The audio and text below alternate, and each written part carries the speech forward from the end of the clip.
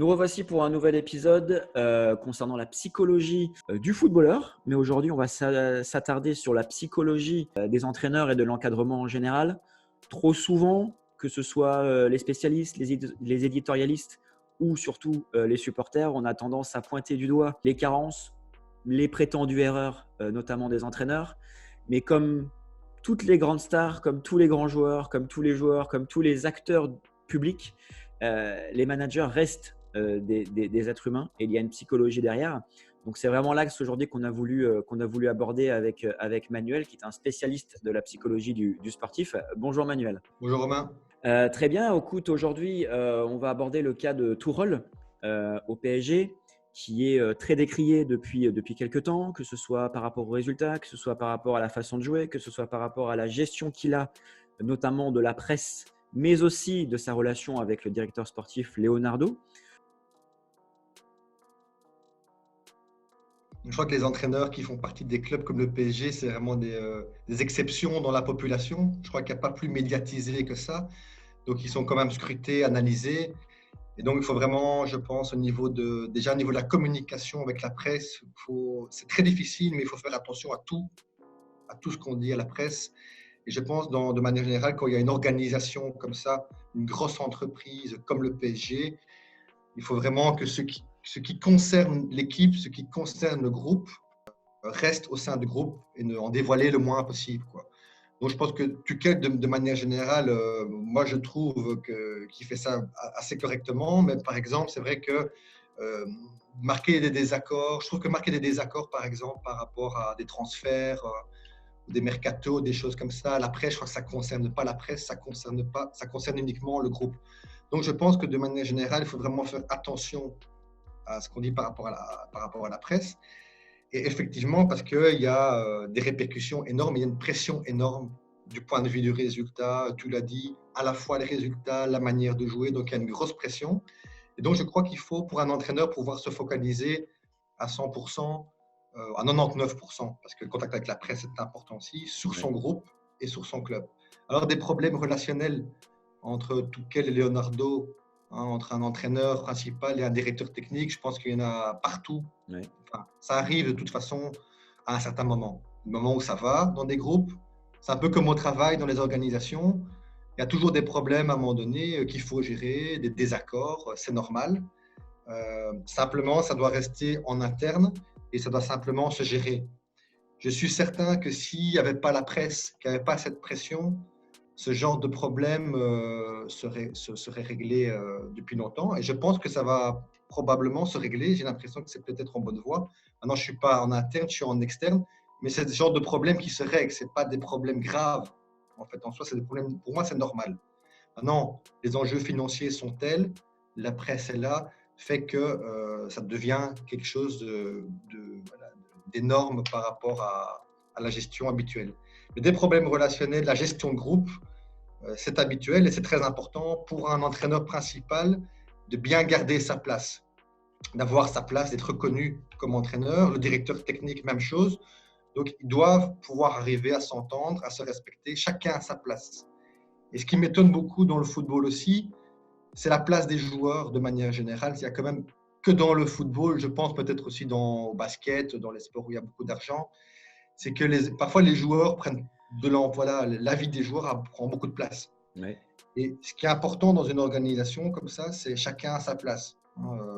Les entraîneurs à leur place. Dans les clubs élites, au niveau des jeunes, c'est les parents à leur place. Ouais. Chacun est à sa place. Ça fonctionne. Et c'est toujours ce genre de problème-là, quand quelque chose déconne, c'est les entraîneurs, c'est les joueurs qui prennent trop de pouvoir, on les laisse un peu. Ok, c'est des stars, mais c'est l'entraîneur, c'est l'entraîneur. Parfois, ils critiquent même leur employeur. On voit, Tout à fait, ouais. Messi, voilà, des trucs comme ça. Bon, à la presse, ça ne concerne pas la presse. Donc, je pense que c'est des questions d'organisation, de gestion de groupe qui sont importantes à gérer pour l'entraîneur et l'organisation. D'accord. Donc, pour toi, en effet, tu as bien fait de le signaler, certains joueurs prennent trop de place. Après, concernant Tourelle, le fait c'est qu'il est arrivé au PSG avec un certain CV, c'est-à-dire que c'est un excellent technicien.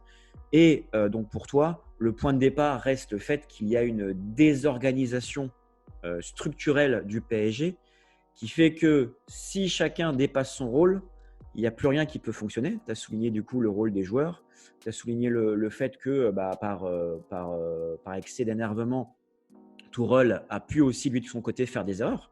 Que ce soit en effet critiquer le mercato, critiquer à mots couverts Leonardo, et Leonardo qui aussi de son côté a peut-être pas été parfait pour certains supporters parisiens. Leonardo est également fautif dans cela. Mais compte tenu de la situation actuelle du PSG, qui est quand même très profonde en termes de l'image de Tourelle, en termes on va dire, du manque de patience des supporters en général, le fait que le PSG soit encore en danger en Coupe d'Europe, le fait que le dernier mercato, il y a eu des sons de cloche différents sur certaines arrivées. Je pense notamment à Danilo qui arrivait en milieu défensif et que Tourelle a commencé à le faire jouer en défenseur central, où il n'est pas mauvais non plus, mais ça avait quand même une dissonance avec le discours de Leonardo. Non, moi je pense qu'ils doivent avoir une solution de rechange, mais que d'ici là, ils doivent essayer de faire en sorte que ça se passe le mieux possible avec Tuchel.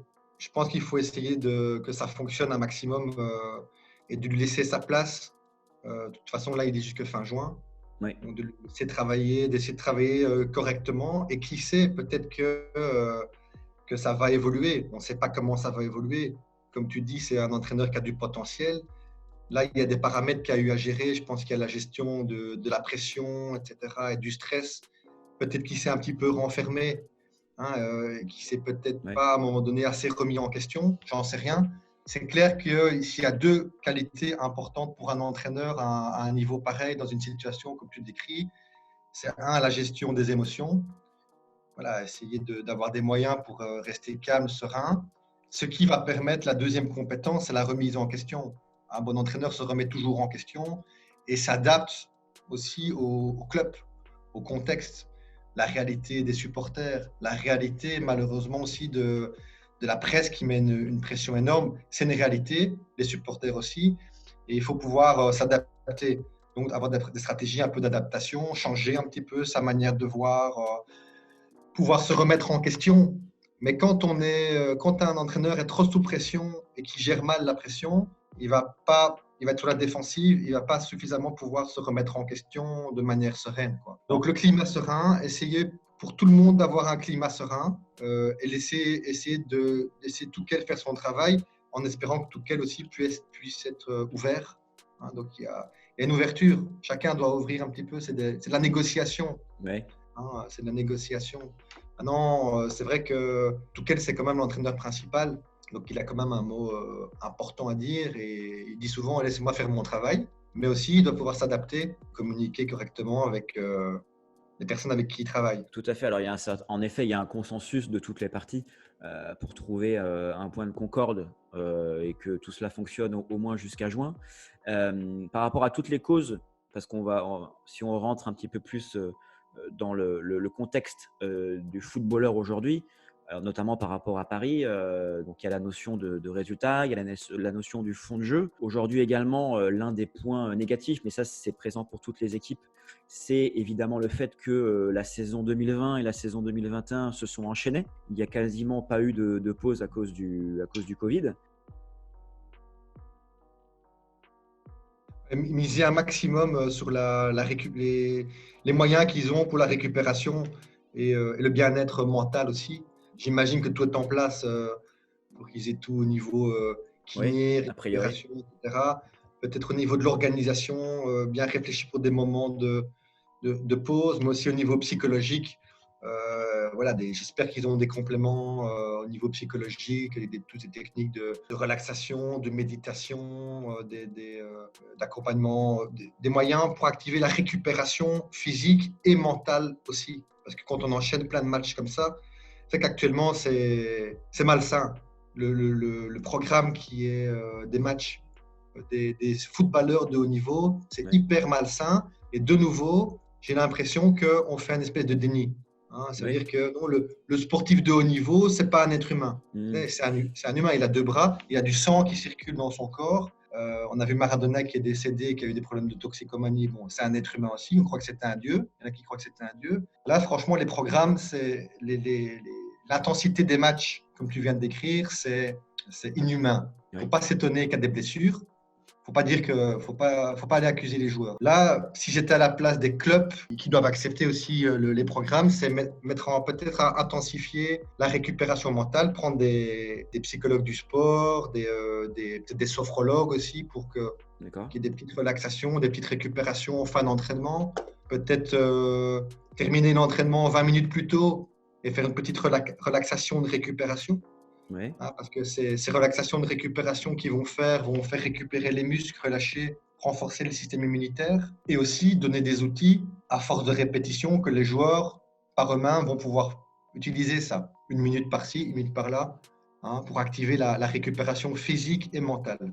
Ça, je pense que c'est très important pour qu'ils puissent physiquement, et au niveau des nerfs aussi. On voit quand même beaucoup de joueurs qui pètent même les plombs en interview, qui le disent, c'est intenable. En Belgique, De Bruyne a dit, c'est un paramètre, c'est vraiment un paramètre que je pense, dans cette société où de plus en plus, comme tu dis, l'exigence est telle dans le sport de haut niveau, physiquement, mentalement, qu'il faut donner les moyens pour qu'ils puissent, surtout quand on connaît les finances des clubs, il y a tout à fait moyen de payer quelqu'un pour faire ça, quoi. Et aussi au niveau de la politique du club, je pense qu'il y a un axe, peut-être une cellule, il y a sûrement ça d'ailleurs, le bien-être, mais c'est souvent sur papier. Sur papier, il y a l'axe bien-être, c'est écrit, il y a peut-être quelqu'un qui est lui-même en burn-out parfois, il n'a pas le temps. Donc il faut, voilà, c'est quelque chose de sérieux, et pas seulement pour les joueurs, aussi je pense que le bien-être, dans les grosses structures comme ça touche les responsables, les managers, les dirigeants. Ils sont aussi soumis à des programmes très élevés. C'est vrai que c'est un élément important. C'est vrai que dans une précédente interview, tu nous avais indiqué que souvent il y avait des choses en place sur le papier et que notamment la France n'était pas parmi les meilleurs élèves au niveau européen dans cet encadrement psychologique. De mémoire, les meilleurs élèves étaient en Angleterre et en Allemagne, si je ne m'abuse. Tout à fait, oui. Où là-bas, ils ont déjà même un temps dans d'avance. des divisions, par exemple en Allemagne, même dans des divisions qui sont moindres, dans des sports à moindre budget, il y a quand même régulièrement des psychologues du sport, et depuis des années. Pas dans tous les clubs, mais dans beaucoup. Et même dans des clubs de niveau très moyen, on va dire très moyen, ça veut dire pas le top mondial, mais de haut niveau.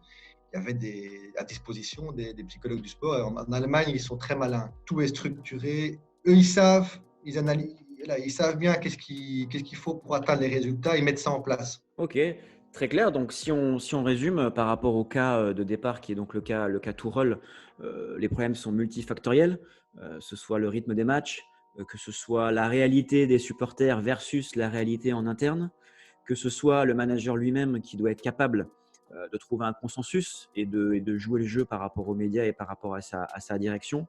Et c'est vrai qu'évidemment, comme d'habitude, c'est très difficile d'être binaire sur ce genre de sujet, d'être d'accord ou non par rapport à un manager, par exemple, ou un joueur. Ces problématiques sont souvent multidimensionnelles. Et écoute, ça a été parfait de pouvoir citer ces différentes potentielles raisons de façon à, ne serait-ce que quelques instants, se mettre dans la peau de Thomas Tuchel et de chercher à comprendre, lui, ses réactions, parce qu'il reste bien évidemment un excellent technicien. Et en tout cas, on souhaite le meilleur aux techniciens comme au PSG d'ici la fin de la saison.